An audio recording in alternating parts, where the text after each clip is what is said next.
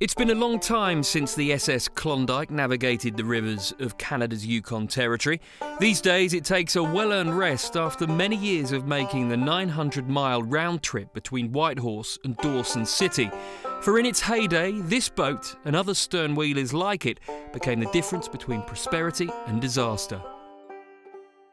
The SS Klondike here is a National Historic Site because of the significant roles that they played not only for Whitehorse and Dawson, but for the entire Yukon. And up until 1955, the only way in and out of the Yukon was the Yukon River there. So these boats would bring supplies, food, mining supplies, and everything that they needed, not only to Dawson, but for the entire Yukon. So what they did is they would bring the supplies in, and on the return run, they would bring the miners, when they were finished for the year, bring them out, and plus the minerals that they discovered up in the northern Yukon there. So gold from Dawson City, silver and other minerals from the Mayo-Kino area.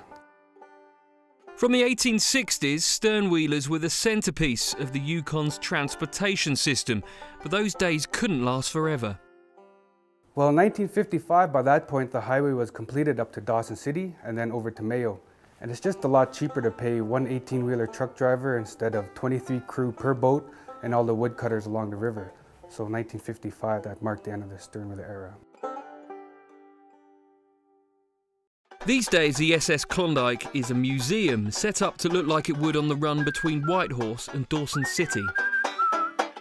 On the starboard side, we set it up how the boat would look on the run to Dawson City.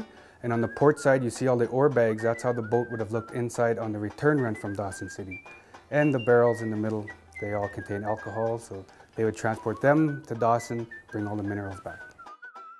The boat took about 3 days to go from Whitehorse to Dawson City, and then 4 or 5 days to make the return journey. So if you, as a member of the crew, managed to sneak away to your quarters, you could have a bit of time to learn a new skill.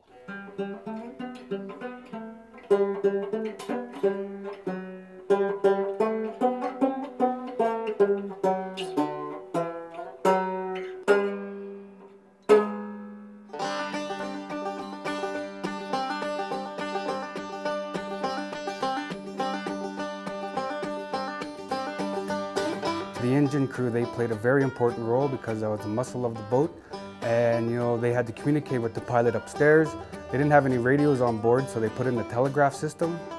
So if the pilot saw, for example, a herd of caribou crossing the river, he would send a message on the telegraph to the engine crew, stop the boat, and then he would ring a bell because it's really loud down there.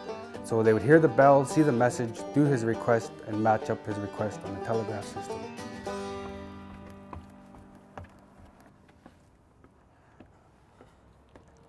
So we're in the Wheelhouse, and this is the wheel that gave the Wheelhouse its name, but it wasn't used very much, was it? Talk me through this whole process. Well, yeah, this is the large wheel, and usually that's what they would use to control the rudders, but with the current and everything, sometimes it was hard to turn, so they relied on the tiller most of the time, and this is what they use pretty much all the time to control the rudders. And it looks absolutely beautiful as well. That's not the only thing you have in here. You also have this, which is the whistle. Yep, that handle right there, it does control the steam whistle. Here we go then.